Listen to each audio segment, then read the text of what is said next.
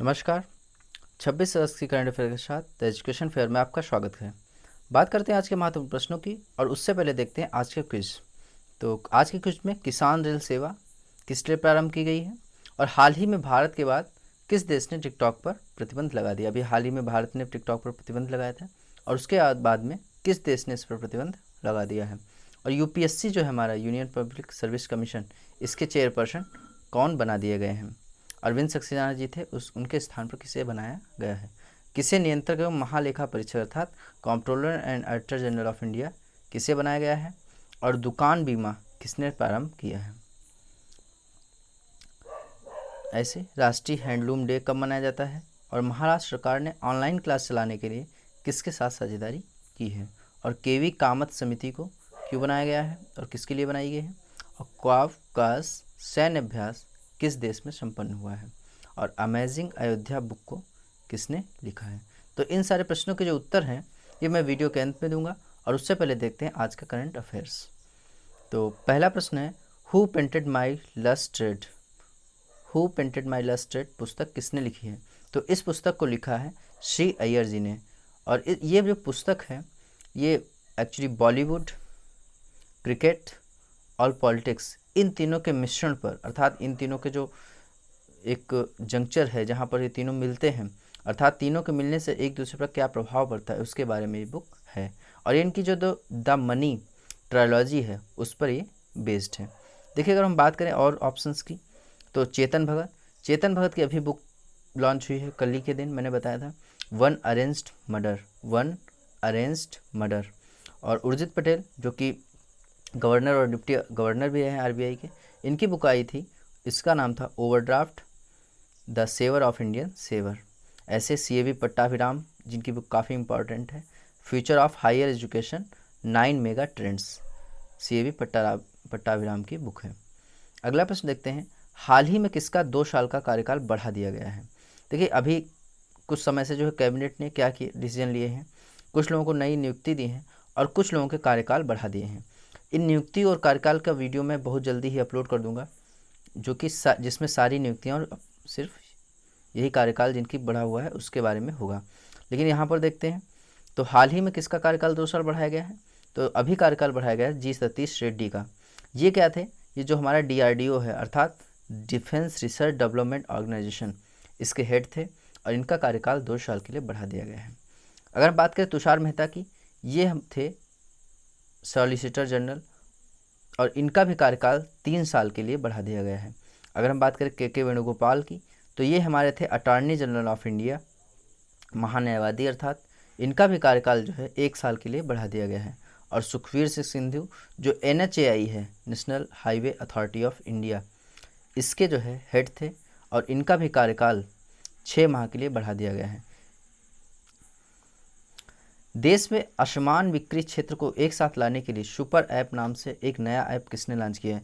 देखिए अभी हाल ही में जो कोविड की वजह से क्या हुआ है कि जो सप्लाई चेन है उसमें दिक्कत आई है, लोगों को असमान चीज़ें पहुंच पाई हैं, लोगों के पास चीज़ें पहुंच नहीं पाई हैं। इसके लिए ये जो टाटा ग्रुप है, टाटा ग्रुप ने जो है एक सुपर ऐप लॉन्च किया है। एक्चुअली ये क्या करेगा, ये जो फ्लिपकार्ट हैं,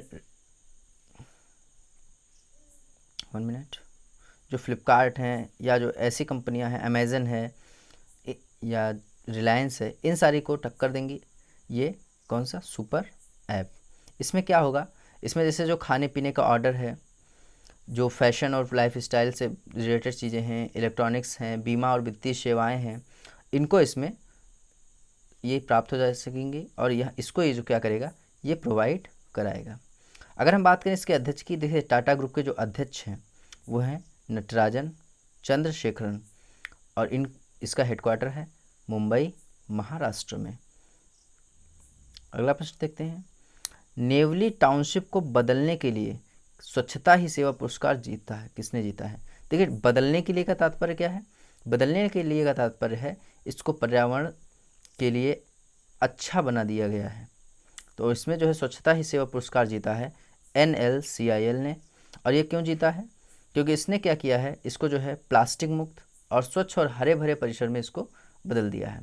इसमें देखिए 3 पुरस्कार दिए गए हैं। जो फर्स्ट रैंक आई है वो इसके ऑफिस को मिली है और सेकेंड रैंक जो है इसका जो थर्मल पावर स्टेशन है उसको, और इसका जो थर्ड रैंक मिली है वो मिली है माइन जो सब स्टोर हैं उसको थर्ड रैंक मिली है। देखिए ये जो NLCIL है ये क्या है, ये एक नवरत्न कंपनी है और ये कहाँ पर है, ये है नेवली नामक जगह पर, और नेवली नामक जगह पड़ती है चेन्नई अर्थात तमिलनाडु में।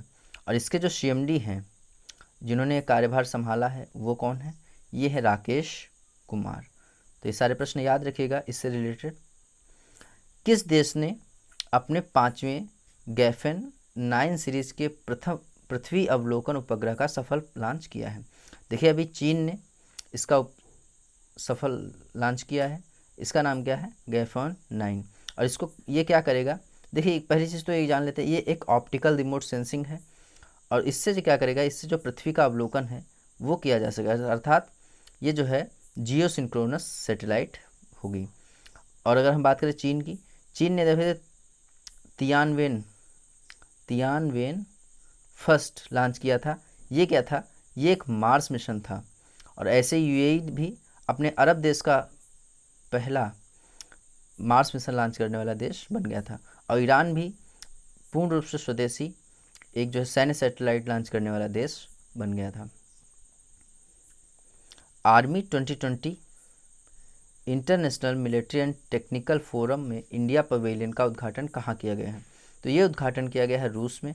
इसमें जो है उद्घाटन किसने किया है, देखिए भारत की तरफ से इसमें जो है जो हमारे रक्षा उत्पाद सचिव हैं राजकुमार और जो राजदूत हैं DV वेंकटेश शर्मा, इन्होंने जो है किया है। इसमें क्या किया जाएगा इसको जान लेते हैं।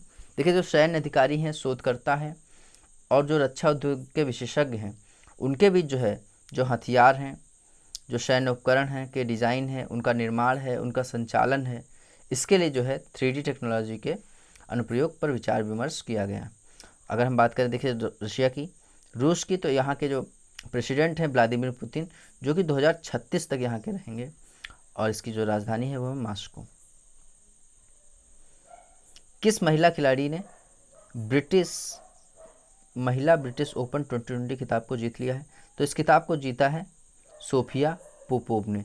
और ये जो है क्या है, एक जर्मन गोल्फर हैं और इन्होंने महिला ब्रिटिश ओपन 2020 जीत लिया है। अच्छा, ये आयोजित कहाँ हुआ था? ये आयोजित हुआ था स्कॉटलैंड में और इसको जीत लिया है सोफिया पोपोव ने। कैरियर से संबंधित जानकारी प्रदान करने के लिए किस सेना ने माई IAF ऐप को लॉन्च किया है? देखिए ये ऐप तो समझ में आ जाएगा माई AF नाम से ही कि इसको एयरफोर्स ने लॉन्च किया है, पर इसको किस लिए लॉन्च किया गया है ये हमारे लिए जानना जरूरी है। तो कैरियर से संबंधित जानकारी है, जैसे जो भी इच्छुक कैंडिडेट होते हैं, जो भी एस्पिरेंट्स होते हैं, जो इसमें जाना चाहते हैं, एयरफोर्स में अपना कैरियर बनाना चाहते हैं, ऐसे लोगों के लिए जो है जो जानकारी है, जो विवरण है उनका कैरियर संबंधी, वो इस पर प्रदान किया जाएगा। इसके किसके से, देखिए जो CDAC है उसके सहयोग से इसको लॉन्च किया गया है, अर्थात centre for development of advance computer. अब हम बात करते हैं एयरफोर्स की। देखिए एयरफोर्स की दो चीज़ें, एक तो एयरफोर्स डे 8 अक्टूबर को मनाते हैं। क्यों? क्योंकि 8 अक्टूबर 1932 को इसकी स्थापना हुई थी। इसका हेडक्वार्टर कहाँ है? इसका हेडक्वार्टर है न्यू दिल्ली में और इसके जो हेड हैं वो कौन है? राकेश सिंह भदौरिया। किस देश के ऑलराउंडर कैमरन वाइट ने संन्यास का ऐलान किया है? तो अभी जो है ऑस्ट्रेलिया के जो ऑलराउंडर थे कैमरन वाइट, इन्होंने जो है संन्यास का ऐलान किया है। ये देखिए इन्होंने 4 टेस्ट खेले हैं, लगभग 91 ODIs खेली हैं और 47 T20s खेली हैं और ये कप्तान भी रहे हैं और घरेलू क्रिकेट में भी इन्होंने 10,000 से ज़्यादा रन बनाए हैं। तो देखते हैं आज के करंट अफेयर्स के बाद में क्विज। तो पहला प्रश्न है, किसान रेल सेवा किस लिए प्रारंभ की गई है? देखिए होता क्या है, जो किसानों का सामान है वो एक स्थान से दूसरे स्थान आसानी से नहीं पहुंच पाता है, जिससे वो ख़राब हो जाता है, सड़ हो जाता है। इसको रोकने के लिए जो हमारे पीयूष गोयल जी हैं रेल मंत्री और जो हमारे कृषि एवं कल्याण मंत्री नरेंद्र सिंह तोमर जी, इन्होंने इसको लॉन्च किया है, किसान रेल सेवा। दूसरा प्रश्न, हाल ही में भारत के बाद किस देश ने टिकटॉक पर प्रतिबंध लगा दिया है? तो देखिए अभी जो है भारत ने प्रतिबंध लगाया था, भारत और चाइना की जो क्लैश हुई थी उसके बाद में, और उसके बाद में जो है अमेरिका ने इस पर प्रतिबंध लगा दिया है। अन्य कई देश जैसे ऑस्ट्रेलिया जैसे देश पर इस पर विचार कर रहे हैं। UPSC के चेयरपर्सन, देखिए UPSC के चेयरपर्सन अभी बनाए गए हैं प्रदीप कुमार जोशी जी, और ये जो है एक शिक्षाविद थे और ये एक टीचर हैं। जो कि बरेली में प्राध्यापक थे, इनको अभी बना दिया गया है यूपीएससी का चेयरपर्सन। अगर हम बात करें इसकी, तो आर्टिकल 315 में इसके बारे में दिया गया है। किसे नियंत्रक एवं महालेखा परीक्षक बनाया गया है? तो जो कैग है, controller and auditor general of India, ये बनाए गए हमारे जीसी मुर्मू, जो कि जम्मू एंड कश्मीर के क्या थे, उपराज्यपाल थे। इनको भी कैग बना दिया गया, अर्थात नियंत्रक एवं महालेखा परीक्षक बना दिया गया है। ऐसे दुकान बीमा किसने प्रारंभ किया है? तो दुकान बीमा प्रारंभ किया है एयरटेल पेमेंट बैंक ने। एयरटेल पेमेंट बैंक ने, क्योंकि जो दुकानों की जो एक वित्तीय संकट था और उनकी जो है जोखिम से संबंधित समस्याएं थी, उसको निपटान करने के लिए ये दुकान बीमा प्रारंभ किया गया है। राष्ट्रीय हैंडलूम डे कब मनाया जाता है? राष्ट्रीय हैंडलूम डे अर्थात राष्ट्रीय हथकरघा दिवस, और ये मनाया जाता है 7 अगस्त को। 7 अगस्त को मनाया जाता है राष्ट्रीय हैंडलूम डे। महाराष्ट्र सरकार ने ऑनलाइन क्लास के लिए किसके साथ साझेदारी की है?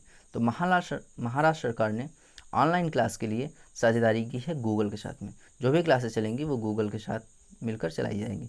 और केवी कामत समिति जो है, ये आरबीआई ने डेवलप की है, इसको बनाया है। और ये समिति जो है क्या रिपोर्ट करेगी?